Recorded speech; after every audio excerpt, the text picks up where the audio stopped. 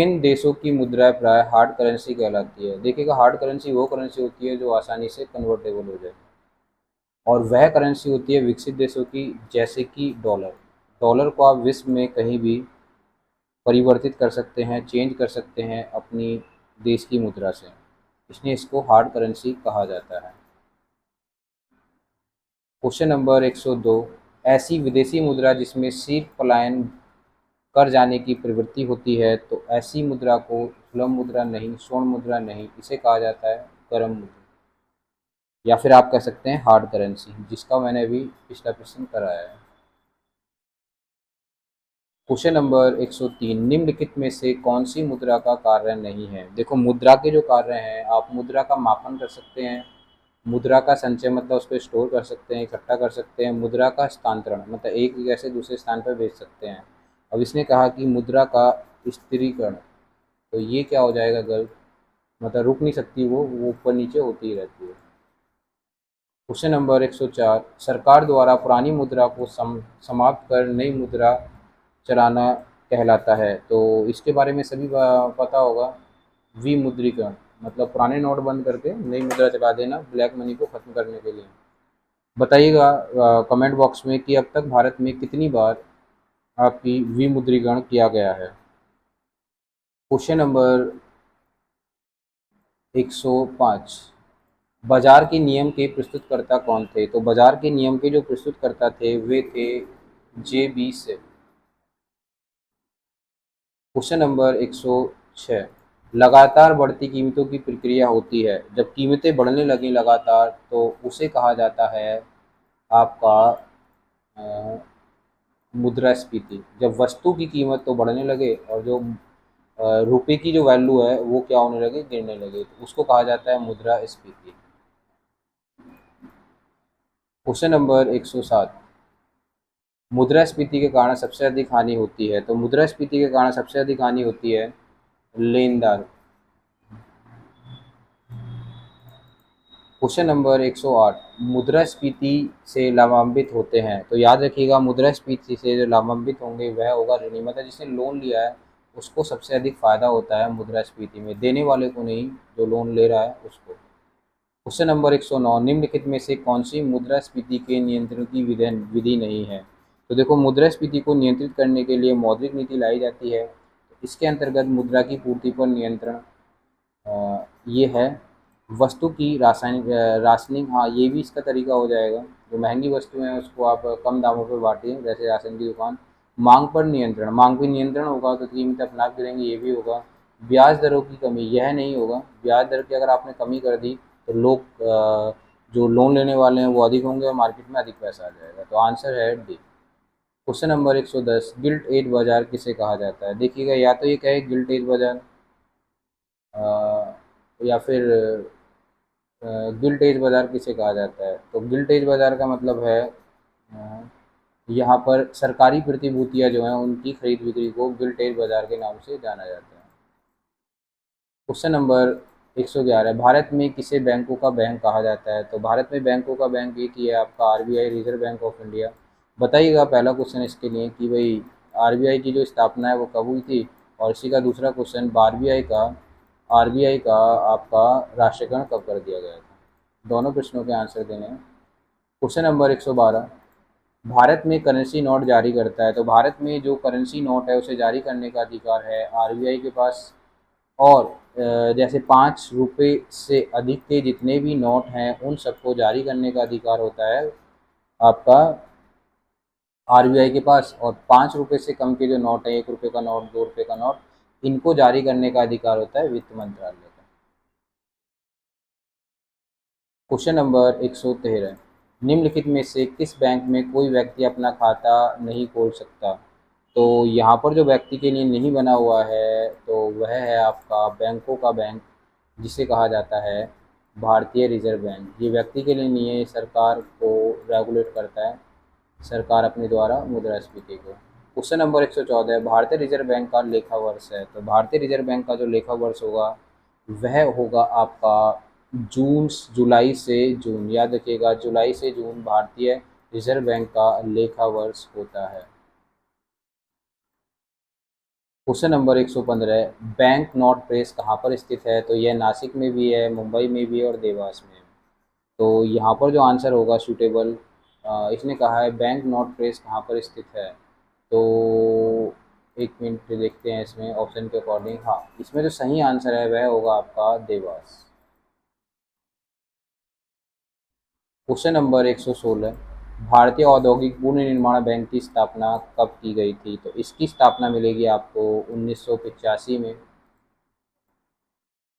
Question number 117, federal reserve bank किस देश का केंद्रीय बैंक है? तो फेडरल रिजर्व बैंक जो है आपका संयुक्त राज्य अमेरिका का, यूएसए का बैंक है।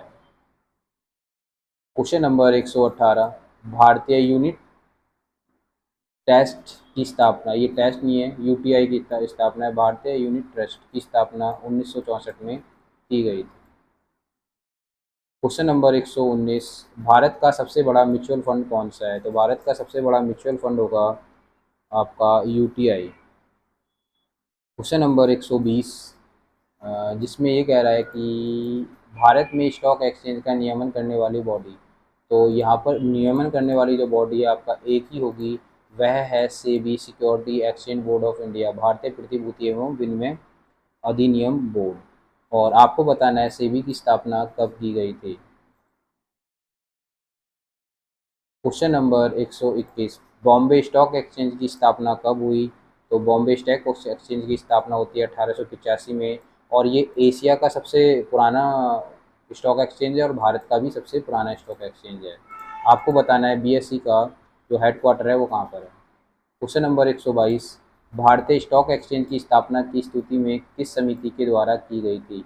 तो यहाँ पर जो समिति थी बीएसई के लिए वह थी आपकी, पहला ऑप्शन दिया है इसने, महालनोबिस समिति नहीं, महालनोबिस समिति नहीं थी, बाचू समिति नहीं थी, ये थी फेरवानी समिति के अनुशंसा पर इसको बनाया गया था।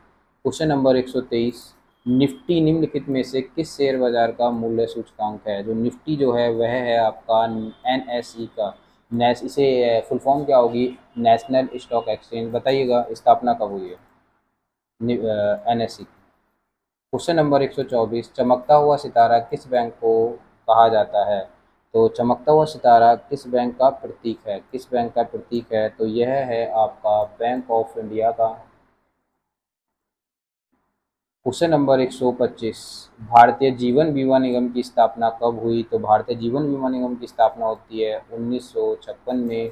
तो ये है भारतीय जीवन बीमा निगम। और आपसे पूछे भारतीय साधारण साधारण बीमा निगम की स्थापना, तो वो होगी 1972 में।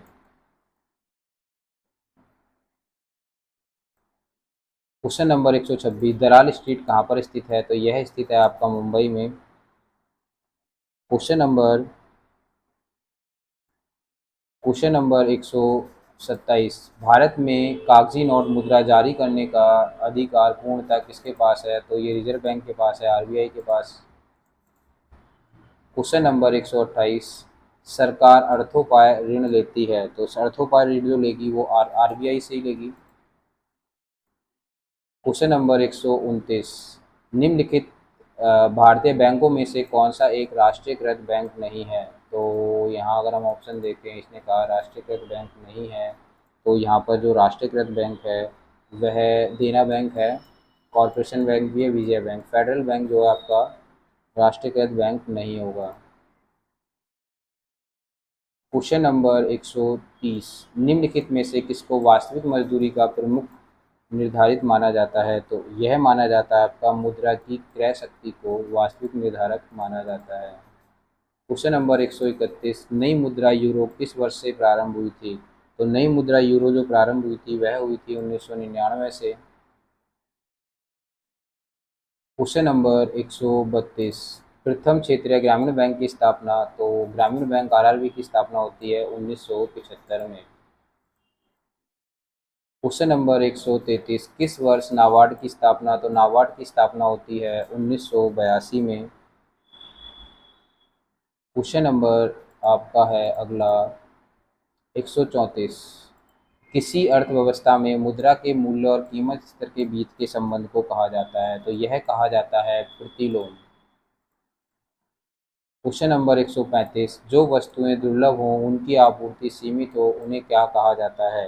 तो दुर्लभ वस्तुएं महंगी वस्तुएं कहलाती हैं, उन्हें कहा जाता है आर्थिक वस्तुएं कहा जाता है, जिनकी आपूर्ति क्या होती है? सीमित होती है। क्वेश्चन नंबर 136, अर्थतंत्र में ज्ञान, तकनीकी कुशलता, शिक्षा आदि को क्या माना जाता है? तो यह माना जाता है आपका अ, देखिएगा, इसमें शब्द देखिएगा, इसमें क्या कह रहा है कि अर्थतंत्र में ज्ञान मतलब आपकी नॉलेज हो, तकनीकी कुशलता, आपके पास स्किल हो और क्या हो? शिक्षा। तो यह सब क्वालिटी जो आपको मिलेंगी वह मिलेंगी आपके मूर्त भौतिक पूंजी नहीं, कार्यशीलता पूंजी नहीं, ये सब क्या होती हैं? मानव पूंजी में हो जाते हैं, ह्यूमन कैपिटल में।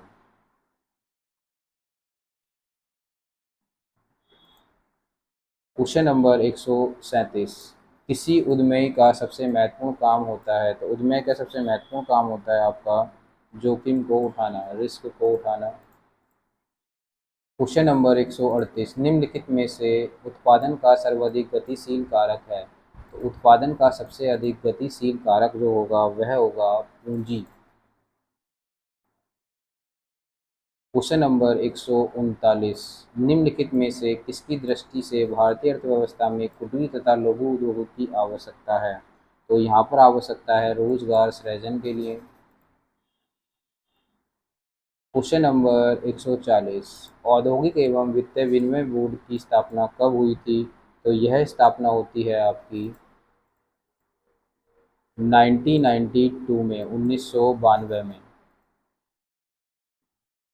क्वेश्चन नंबर 141, भारत में औद्योगिक वित्त का शिखर संगठन है? तो औद्योगिक वित्त का जो शिखर संगठन है वह है आईडीबीआई।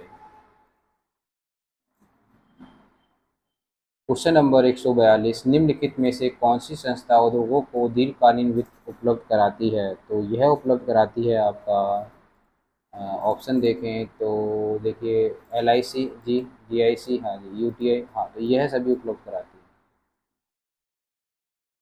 क्वेश्चन नंबर 143, भारतीय औद्योगिक वित्त निगम की स्थापना कब की गई थी? तो यह स्थापना की गई थी 1948 में। Question number 144, Bokaro steel plant किस देश के सहयोग से स्थापित हुआ था? तो यह स्थापित हुआ था आपका रूस के सहयोग से, द्वितीय पंचवर्षीय योजना में। दुर्गापुर इस्पात की संयंत्र की स्थापना किस देश से हुई थी? तो यह हुई थी ग्रेट ब्रिटेन के सहयोग से। क्वेश्चन नंबर 146, विश्व में स्वर्ण की सबसे अधिक खपत करने वाला देश? तो यह एकमात्र देश हमारा प्यारा भारत है। क्वेश्चन नंबर 147, किस खनिज के उत्पादन में भारत का विश्व में प्रथम स्थान है? तो भारत का विश्व में खनिज के मामले में प्रथम स्थान है अभ्रक का, विश्व में सबसे ज़्यादा अभ्रक भारत में ही होता है। क्वेश्चन नंबर 148, विश्व में बॉक्साइट संसाधन के मामले में भारत का स्थान कौन सा है? तो बॉक्साइट के मामले में भारत का स्थान आता है पाँचवा। क्वेश्चन नंबर 149, भारत की प्रथम खनिज नीति की घोषणा कब की गई थी? तो भारत की प्रथम खनिज नीति की घोषणा की जाती है आपका ऑप्शन के अनुसार 1951 में।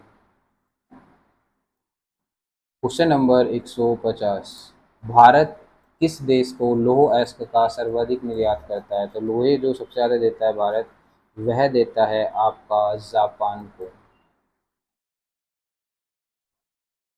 क्वेश्चन नंबर 151, स्टैगफ्लेशन की स्थिति क्या है? देखिए, जब स्टैगफ्लेशन होगा तो याद रखिएगा यहाँ पर गतिरोध और मुद्रास्फीति, तो आप कह सकते हैं बहुत ज़्यादा बेरोजगारी और साथ के साथ मुद्रास्फीति, तो ऐसी स्थिति आपकी कहलाती है स्टैगफ्लेशन इकोनॉमी में। क्वेश्चन नंबर 152, वह कौन सा बैंक है जिसने कृषकों के पास आसानी से पहुंचने के लिए किसान क्लब बनाया था? तो यह बैंक है आपका क्षेत्रीय ग्रामीण बैंक, आरआरबी। क्वेश्चन नंबर 153, कोयला उत्पादक देशों में भारत का स्थान? तो कोयला उत्पादक देशों में भारत का स्थान है थर्ड, तीसरा। क्वेश्चन नंबर 154, पेट्रोलियम पदार्थों की बिक्री के लिए पेट्रो कार्ड किस कंपनी द्वारा जारी किया गया था? तो यह जारी किया गया था बीपीसीएल के द्वारा। क्वेश्चन नंबर 155, औद्योगिक क्रांति सर्वप्रथम किस देश में आई? तो सबसे पहले औद्योगिक क्रांति आई थी इंग्लैंड में। क्वेश्चन नंबर 156, भारत का सबसे बड़ा उद्योग कौन सा है? तो सबसे बड़ा उद्योग हो जाएगा कपड़ा उद्योग, हैंडलूम्स, टेक्सटाइल उद्योग। क्वेश्चन नंबर 157, भारत का प्राचीनतम विशालतम उद्योग कौन सा है? तो प्राचीनतम विशालतम उद्योग है सूती वस्त्र उद्योग। क्वेश्चन नंबर 158, चीनी उत्पाद में भारत का विश्व में कौन सा नंबर है? तो यह है सेकंड नंबर पर, विश्व में सेकंड नंबर है भारत का चीनी उत्पादन में। क्वेश्चन नंबर 159, वह कौन सा वित्तीय वर्ष है जिससे सार्वजनिक उद्यमों में विनिवेश प्रारंभ हुआ? तो यहाँ पर विनिवेश की शुरुआत होती है डिसइन्वेस्टमेंट की 1991-92, और यहीं पर भारत के आर्थिक सुधार होते हैं और यहीं पर भारत में एलपीसी लागू होती है। क्वेश्चन 160, भारत में उदार औद्योगिक नीति किस वर्ष अपनाई गई थी? तो उदार औद्योगिक नीति अपनाई गई थी 1991 में, और यहाँ पर भारत की इकोनॉमी को खुला। 161, व्यवसाय के अंतर्गत आता है? तो व्यवसाय के अंतर्गत आता है आपका, यहाँ ऑप्शंस देखें तो व्यवसाय के अंदर आपको मिलेगा व्यापार, वाणिज्य और उद्योग। तो याद रखिएगा व्यापार, वाणिज्य और उद्योग। क्वेश्चन नंबर 162, भारत का सबसे महत्वपूर्ण लघु उद्योग कौन सा है? तो यह है आपका हथकरघा उद्योग, हैंडलूम्स। क्वेश्चन नंबर 163, प्रथम कृषि गणना कब की गई थी? तो ऑप्शंस देखें तो यहाँ पर पहली जो कृषि गणना आती है आपकी 1948 नहीं, 1990 नहीं, 76 नहीं, आंसर है 1970 में। क्वेश्चन नंबर 164, भारत में कृषि क्षेत्र के जीडीपी का कितना प्रतिशत भाग कृषि शोध पर व्यय होता है? तो यहाँ पर बहुत कम होता है, 0.3%। क्वेश्चन नंबर 165, हरित क्रांति का सर्वाधिक निराशाजनक परिणाम किस फसल में देखने को मिलता है? तो यह मिलेगा आपको दलहन में। विश्व में सबसे अधिक दलहन भारत में ही होता है, और भारत विश्व में सबसे अधिक आयात भी दलहन का ही करता है, दालों का। क्वेश्चन नंबर 166, हरित क्रांति शब्द के प्रतिपादक थे? तो हरित क्रांति शब्द के प्रतिपादक थे विलियम गॉड। और यहाँ पर अगर हरित क्रांति शब्द का जो प्रतिपादक है विलियम गॉड है, और यहाँ पर हरित क्रांति की शुरुआत जो करते हैं सबसे पहले करते हैं नॉर्मन बोरलॉग।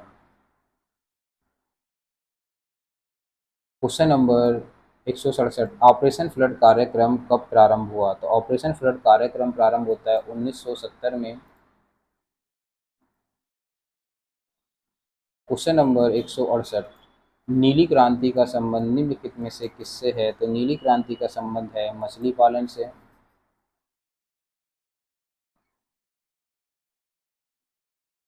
क्वेश्चन नंबर 169, मत्स्य उत्पादन में भारत का विश्व में कौन सा स्थान है? तो मछली उत्पादन में भारत का विश्व में स्थान है तीसरा।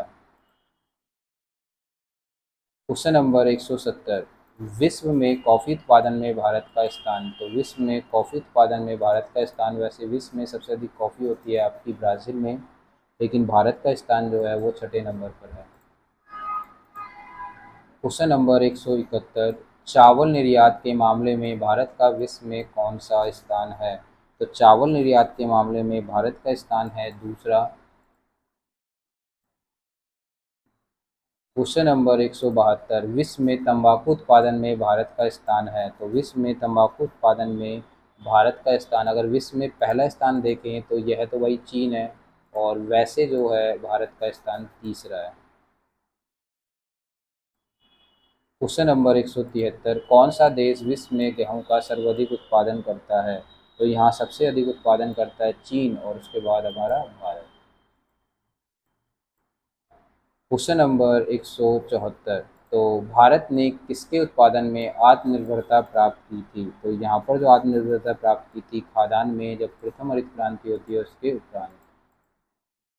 क्वेश्चन नंबर 175, राष्ट्रीय कृषि अनुसंधान प्रबंधन अकादमी कहाँ पर है? तो कृषि अनुसंधान प्रबंधन अकादमी जो है वह स्थित है हैदराबाद में, और भारतीय कृषि अनुसंधान जो है वो नई दिल्ली में है। क्वेश्चन नंबर 176, ऑपरेशन फ्लड किस कार्य से संबंधित है? तो यह था दुग्ध उत्पादन के कार्य से संबंधित। क्वेश्चन नंबर 177, खाद्य एवं कृषि संगठन का मुख्यालय कहाँ पर है? तो खाद्य एवं कृषि संगठन का मुख्यालय है आपका रोम में।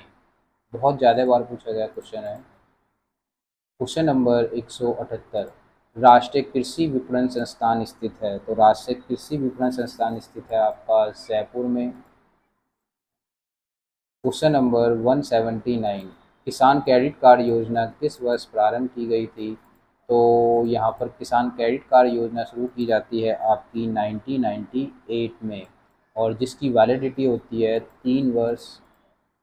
क्वेश्चन नंबर 180, भारत में फसलों के सकल क्षेत्र में से खाद्यान्नों का क्षेत्रफल। तो खाद्यान्नों का जो क्षेत्रफल है यहाँ पर फसलों में वो 70% से ज़्यादा है। क्वेश्चन नंबर 181, विश्व में दुग्ध उत्पादन क्षेत्र में भारत का स्थान। तो ये कह रहा है दुग्ध उत्पादन क्षेत्र में भारत का स्थान, तो यह है पहला। दुग्ध उत्पादन क्षेत्र में भारत का स्थान पहला है। और क्वेश्चन नंबर 182, इंद्रधनुष्य क्रांति का संबंध किससे है? तो इंद्रधनुष्य क्रांति मतलब कि 7 रंग, और यह सभी से संबंधित होगा, नीली क्रांति से भी, हरित क्रांति से भी, से भी, तो इनमें से सभी। क्वेश्चन नंबर 183, भारत में तंबाकू का सर्वाधिक उत्पादन करने वाला राज्य। तो यह है आपका आंध्र प्रदेश में। कमेंट बॉक्स में बताइए तंबाकू अनुसंधान केंद्र कहाँ स्थित है। 184, भारत में गेहूं का सर्वाधिक उत्पादन करने वाला राज्य। तो यह है हमारा प्यारा Uttar Pradesh. Question number 185, mobile phone का प्रयोग करने वाले लोगों की सर्वाधिक संख्या किस देश में है? तो सबसे ज़्यादा जो प्रयोग होते हैं वह अमेरिका में होते हैं। क्वेश्चन नंबर 186, विश्व में सेल फोन का सबसे बड़ा उत्पादक कौन सा है? तो यह है चीन, जो कि इलेक्ट्रॉनिक्स के मामले में हमेशा आगे रहता है। क्वेश्चन नंबर 187, केंद्र सरकार के बजट के चालू खाते में व्यय की सबसे बड़ी मद। तो सबसे ज़्यादा खर्च होता है हमारा केंद्रीय आयोजनाओं पर। क्वेश्चन नंबर 188, निम्नलिखित प्रत्यक्ष करों में से किस कर से सरकार को अधिकतम राजस्व की प्राप्ति होती है? तो यहाँ प्राप्ति होती है कॉर्पोरेट टैक्स, निगम कर से सबसे अधिक प्राप्ति होती है जो इसमें दिया हुआ है।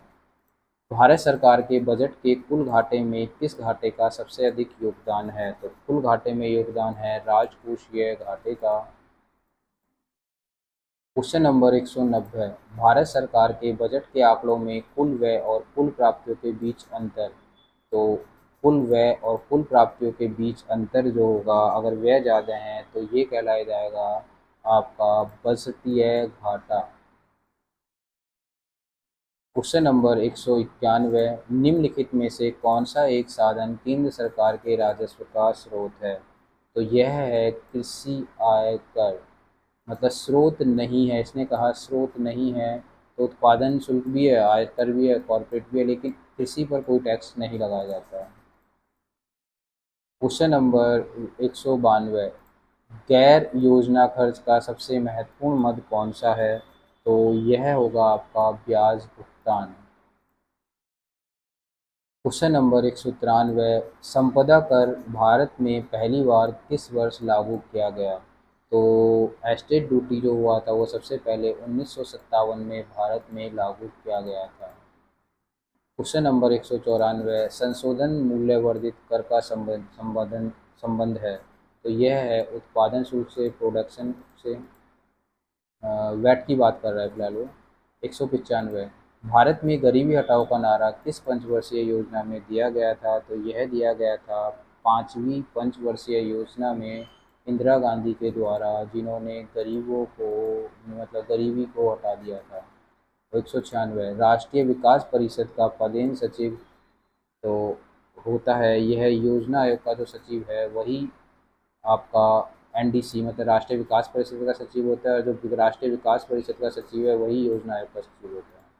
तो दोनों एक ही होते हैं।